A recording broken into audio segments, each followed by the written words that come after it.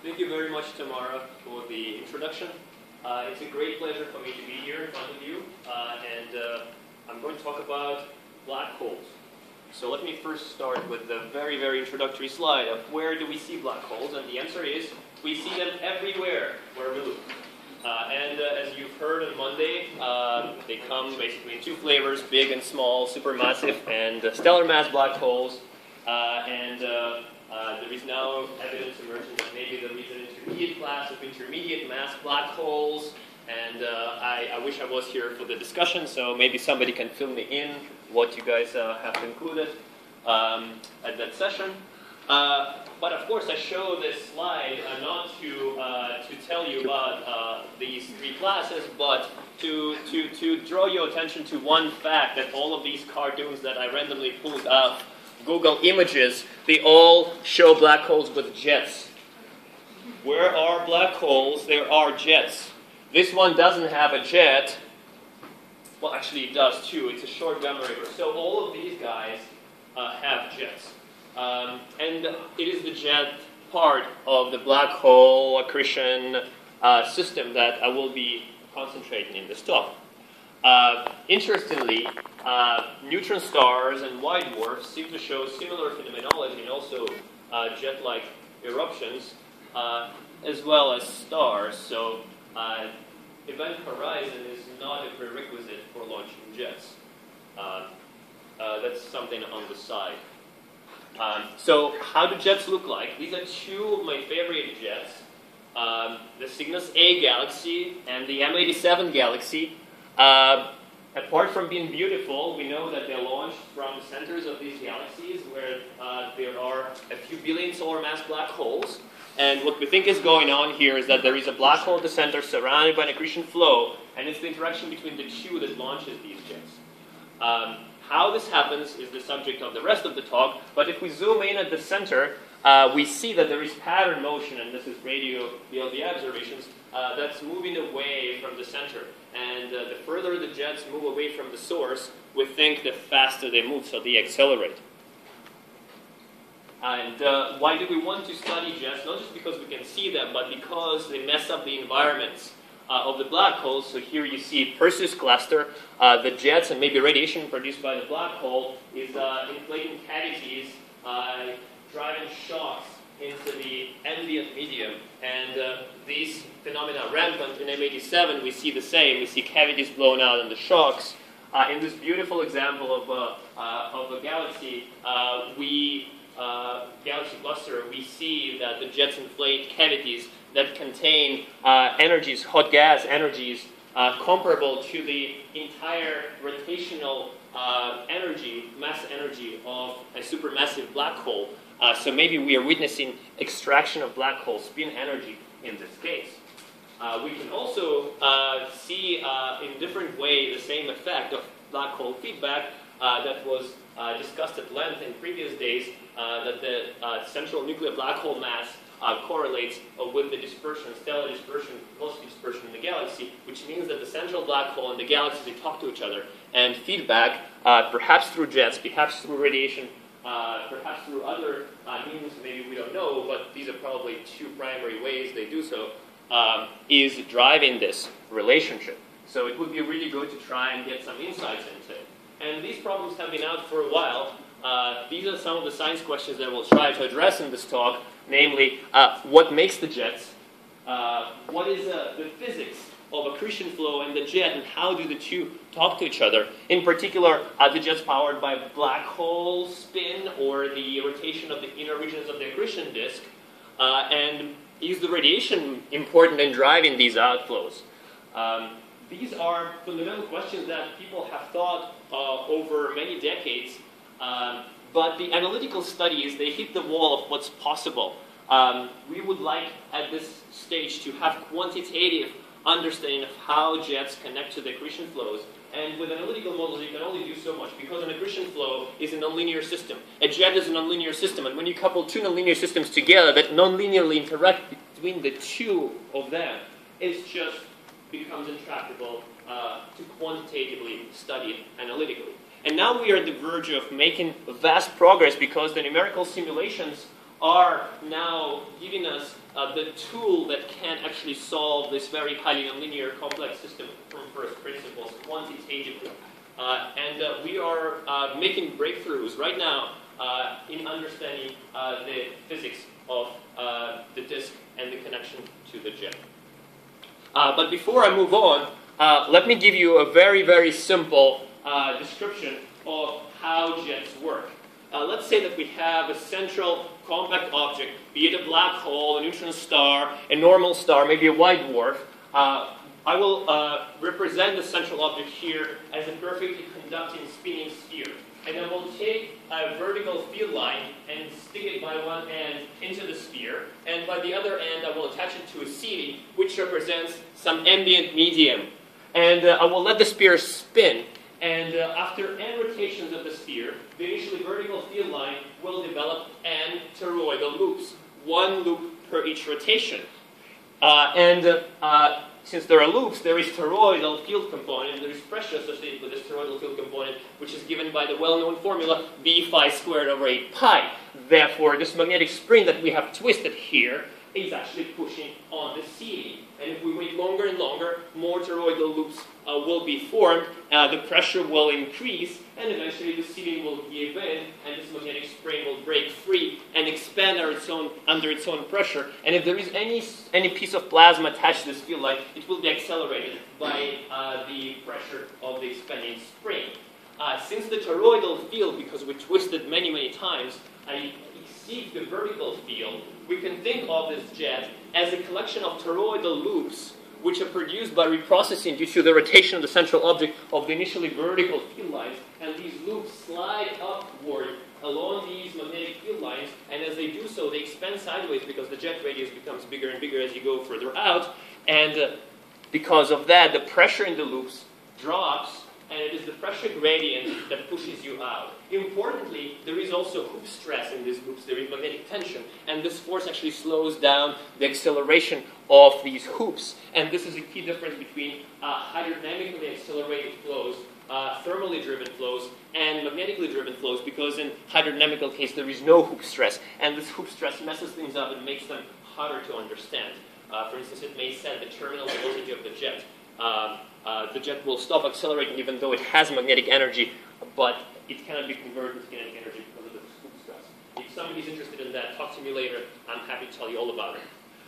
But what is important for the purposes of my talk is actually only two parameters, namely these two that set the power of the jet that emerges. One of these parameters is very simple to understand. I denote it as a capital Greek letter phi that tells you how many magnetic lines thread the central black hole. That's the magnetic flux of this vertical field that threads the black hole.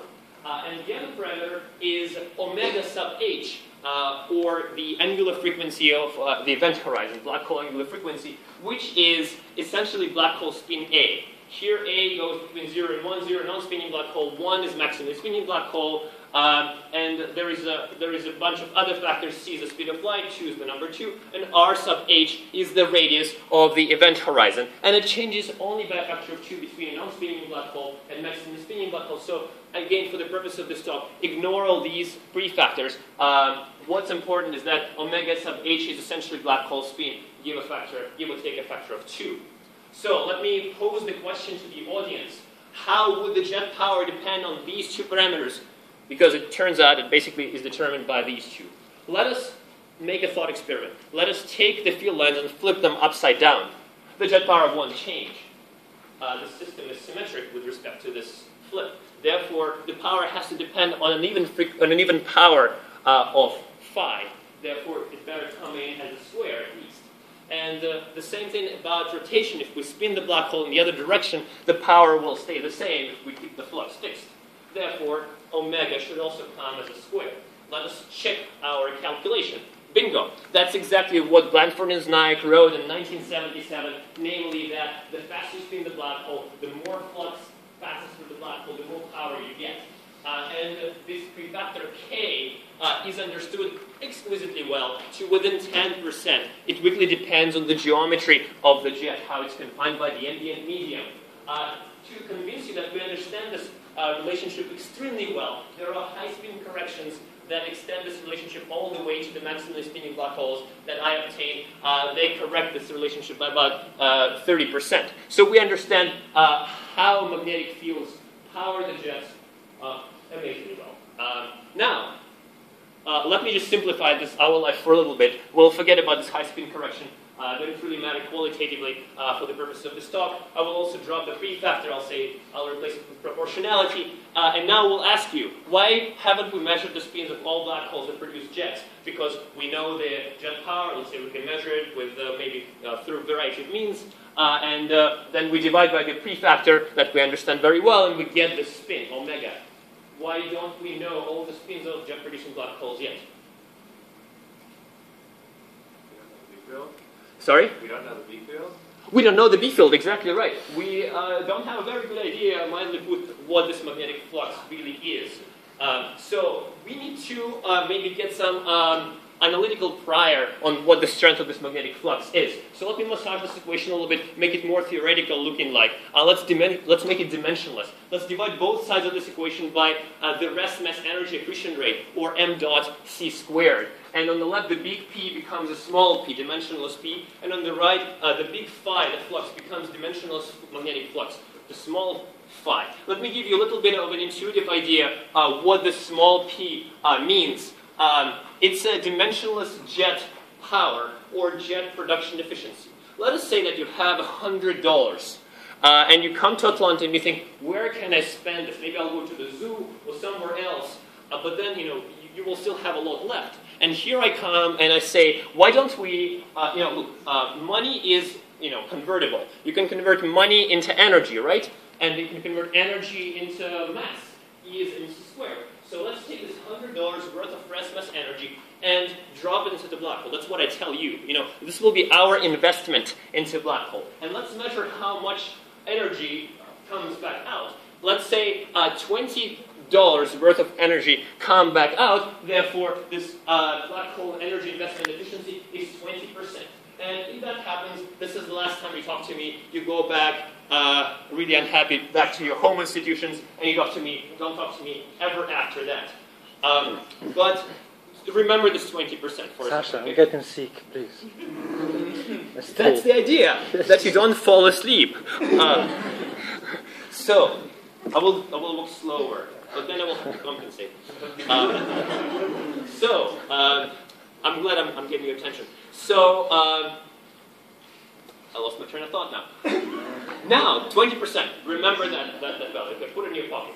Good. So, let me tell you that you can actually get values greater than 100%. You can, in fact, get $150 return on your $100 investment. So, after the talk, if you have any questions, or even if you don't, just come talk to me. I'm sure we'll have a really good and productive conversation. So, how can we get that?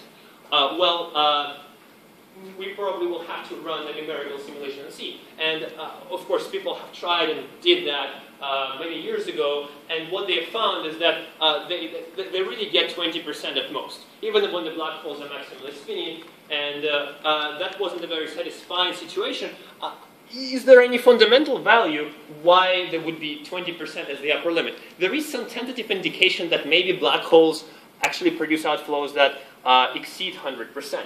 And there is this philosophical question, can you get more than what you put in? If you get more than 100%, the energy has to come from somewhere. And the natural resource of that reserve of that energy is the black hole spin. So if we see power, if dimensionless power greater than 100%, it means that we are indeed extracting the black hole spin energy. And it would be really good to understand, is there any fundamental reason why we cannot do this? Does nature forbid us to exceed 100%?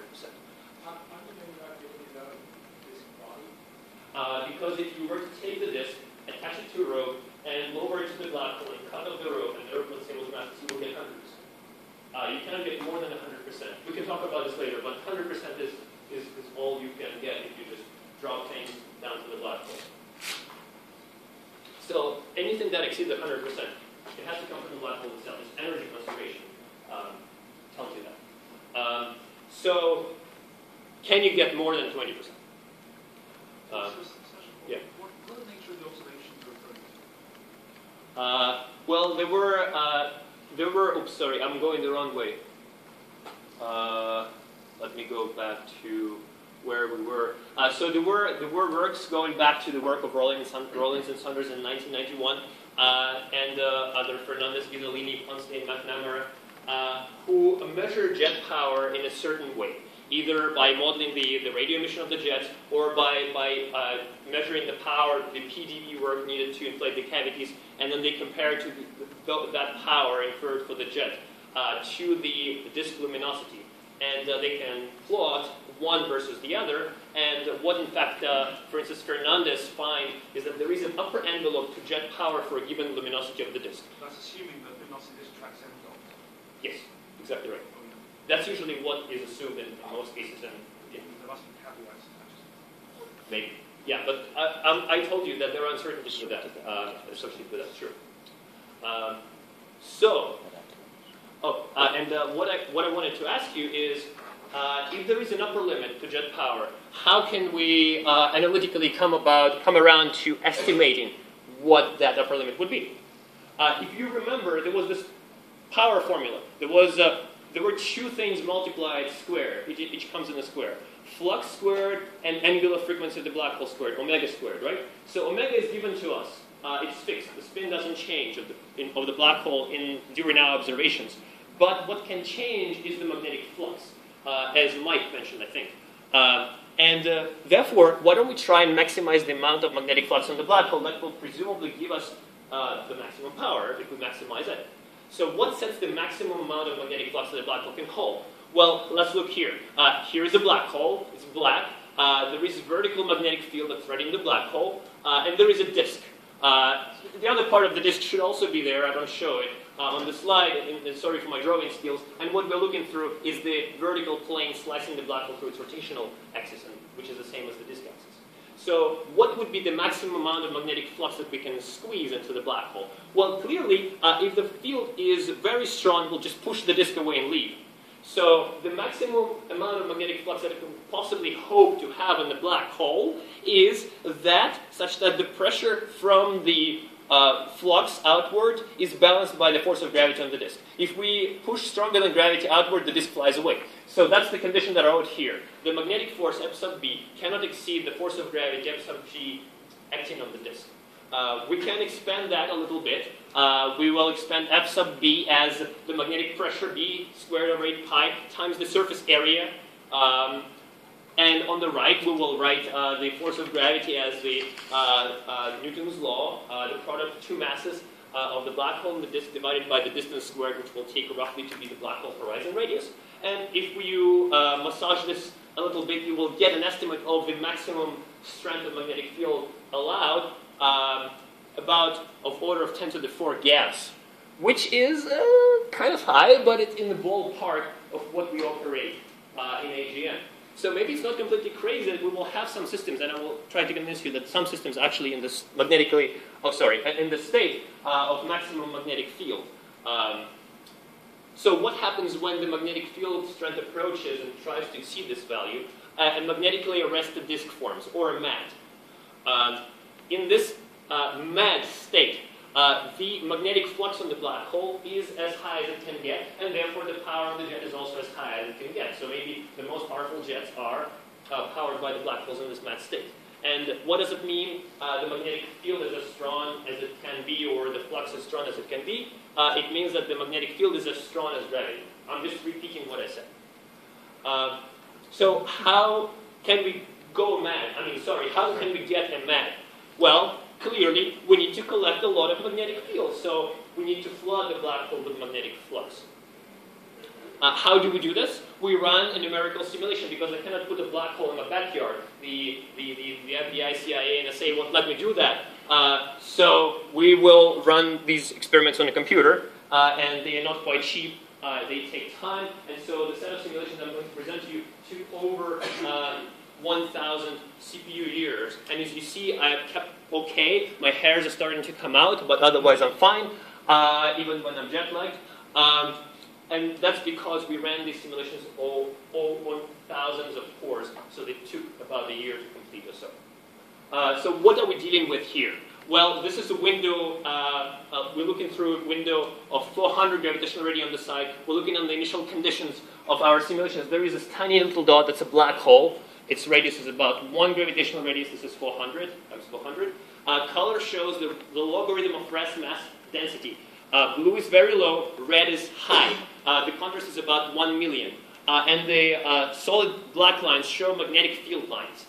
So you can see that we have gas on an orbit around the black hole, and we have magnetic field that's frozen into this gas. And this magnetic field is very weak. Its pressure is less than 1% of the gas pressure, so it's really dynamically not important. So how is this different than other people have done? This is a standard initial condition that is still being widely used in the field. I pulled it out of the work by Crowley in 2008. And who can tell me what's the most single important difference between these two initial conditions? Shade. Sorry, somebody's saying shade. Yeah. Oh, Chris, no, but look, the most important difference is the color scheme. I got an answer. It's actually very wrong.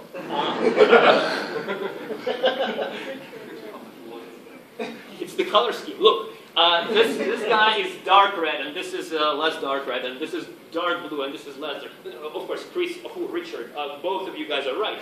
Of course, the true difference between the two initial conditions is that one torus is huge, the other one is tiny. And why is it important? Well, because one can fit only so much magnetic flux, and this guy can fit as much magnetic flux as like over to the other side of the street. And if we take the field strength of the same magnitude, in order to make it weak, we don't want the magnetic fields to be dynamically important in initial conditions. We want it to be really windy. That means that larger area means that I can have much more magnetic flux that can end up on the black hole and finally flood. Okay, good. So let me now zoom into the very central region here and show you some movies. Okay. So this is the zoom in here. As before, this is now 100 gravitational radii on the side, a vertical slice through the black hole rotational axis. The colors are logarithm. Here is the color bar. This is log rho. It's a little bit cut off. And this other panel is the horizontal slice through the midplane of the black hole. The black hole is rotating counterclockwise. Its spin is 0.99, so it's rapidly rotating black hole. And the disk is rotating in the same direction as the black hole at an angular frequency, in the same direction as the black hole. So it's a prograde black hole. Here I show you, to convince you that this is not just a pretty movie, but there's actually physics going on behind this. I'm showing 3 panels. Mass accretion rate is a function of time. The dimensionless magnetic flux on the black hole is a function of time. And the dimensionless jet power is a function of time. Let's run this movie and see what happens. So you can see immediately the disk shear makes the field predominantly toroidal. The turbulence that develops due to the magnetorotational instability in the disk, the vertical field is unstable due to this instability, drives the turbulence. You see there are turbulent eddies. Gas falls into the black hole, brings in magnetic flux that threads the black hole. So you can see the 2 polar cavities are filled with the magnetic fields. I do not show the toroidal field component, I only show the field lines in the image plane. But what's important here is we wait longer, and this dot tracks the instantaneous value of the magnetic flux in the black hole. It goes up and up and up, but it cannot go above the seeding, which is dictated by this force balance condition, or else the flux can leave the black hole, and that's exactly what happens. Eventually the field becomes so strong it can squeeze the disk and push it out. These are the oscillations of the jet that you see in here. Every time there is a part of magnetic flux that becomes dynamically important, it can push the disk apart and leave. And since magnetic flux is a light fluid, it's like bubble of air in a pond of water. Bubble of air raises up against the gravity. Here, the same thing happens to the flux, except up here is away from the black hole. So these yellow cavities blown out by the magnetic flux bundles escaping the black hole are underdense because they are pressured by the magnetic field, and so they have less gas. And these cavities move outward and get sheared out, and then eventually get mixed back into the accretion flow. So what we're seeing here is oscillations around this state when the magnetic flux is an average balancing the gravity acting on the inner disk. The dashed lines show the time averages, which are very well defined. We run the simulation for ridiculously long, for more than 30,000 dynamical times. It's one of the most longest run simulation to date. And as you can see, not surprisingly, the jet power tracks the variability in the magnetic flux. Jet power, as you remember, goes as a square of the magnetic flux. So on average, just one moment, on average we get, the dashed line shows the time average of the power. It's actually about 150%. So we get in more, as I promised you. You have a question? Can you tell us a little more about the gas conditions that you're using? So this geometry that you had fanning out, yes. Does this extrapolate all the way up to 10 to the 5 gravity? No.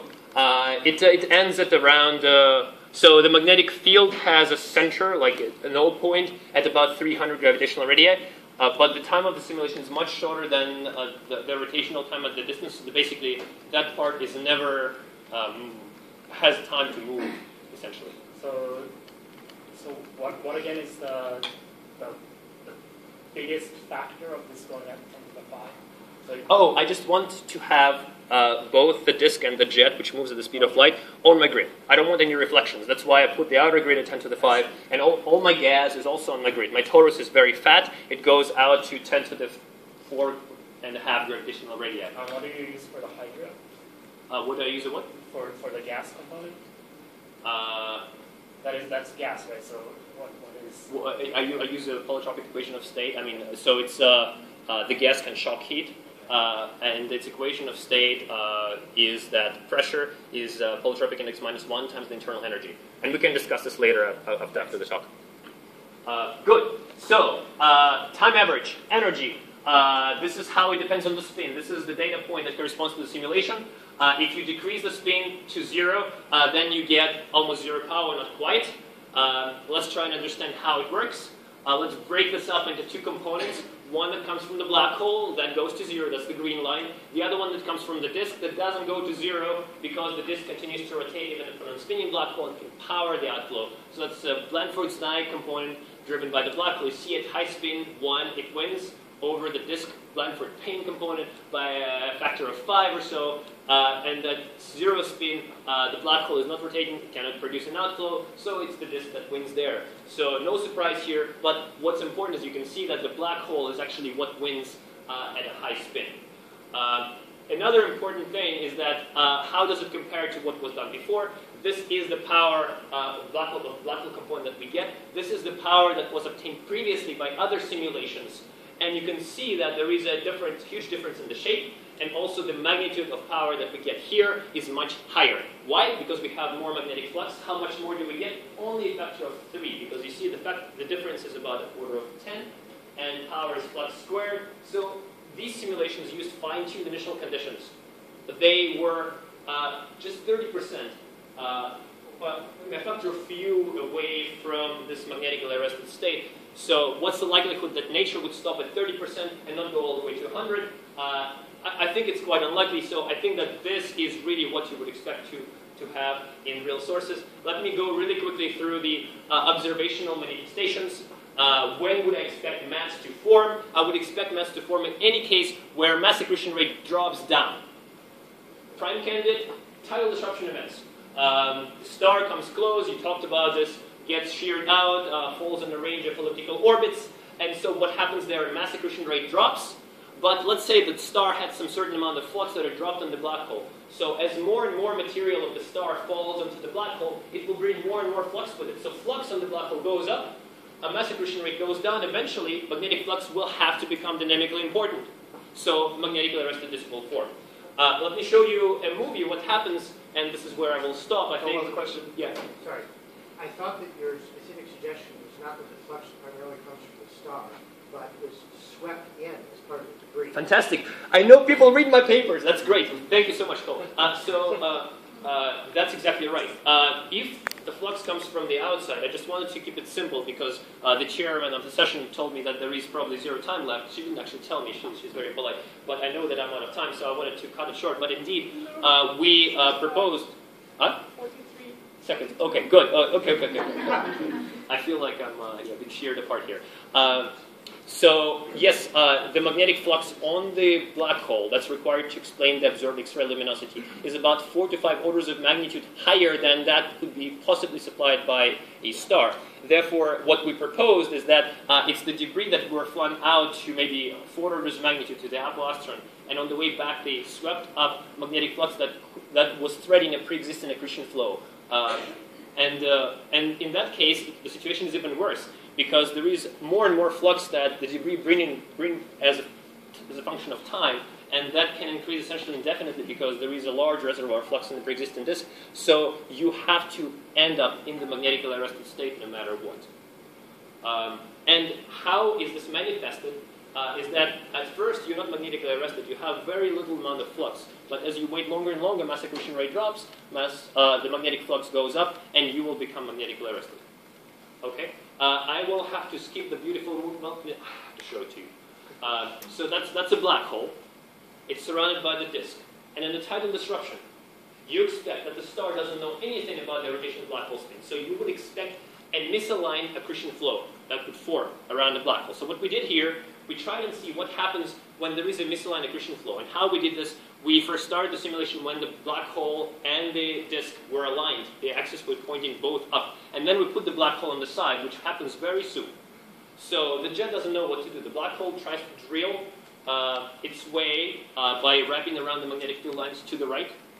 But the disk is still rotating around the original axis. So it's a mess, you would think. The jet will die, or maybe something else happens. But what turns out, if you are in this magnetically arrested disk state, in the mad state, then the magnetic field is as important as the gas. And so eventually, the magnetic field wrapped around by the black hole rotation winds reorients both the accretion flow and the jet direction into the direction of the black hole spin. And that's what we think happened in the tidal disruption event, the jet tidal disruption event Swift 1644 plus 57, as the jet is wobbling around and trying to find its new state. As the disk becomes magnetically arrested, you see these huge flares every time the jet passes through your line of sight. So that's just one of at least 5 mysteries that this magnetically arrested disk can solve for you in this state. In this source. So look at this paper if you have a time. And another thing I just wanted to show you, this is brand new result, not yet published yet, submitted, where we correlated observationally inferred values of magnetic flux measured through the core shift, radio core shift, at 2 different frequencies, compared the position of radio core, and this shift of the radio core traces the strength of magnetic flux in the jets. So that's what we put along the vertical axis. Stronger B field in the jet means higher up the y-axis. On the x-axis, we plotted the accretion luminosity of the flow, which is giving you magnetic flux that you would expect in the black hole if it were in a magnetically arrested state. And the dashed line shows the prediction of the magnetically arrested disk model. And you can see the numerical, the observational data agree pretty well with the expectation, which suggests that these radial out AGN, this is a radial out AGN sample, may be quite often in the state of magnetically arrested disk. This is the end of my talk. I apologize for running over time. The consequences of dynamically important magnetic fields are that magnetic fields can mess everything up. They can power really strong jets that deform the accretion disk. As you saw, they send out these flux bundles which can have nice observational properties. They can potentially suppress the radiation coming from the inner disk and move away the effective inner radius. And they can align the midplane of the accretion flow with the midplane of the black hole. They can slow down black hole rotation by extracting all of its energy, which I didn't have a chance to talk about. And it seems like they are actually happening out there. They are out there, and there are first clues to see MADs around us. Thank you so much.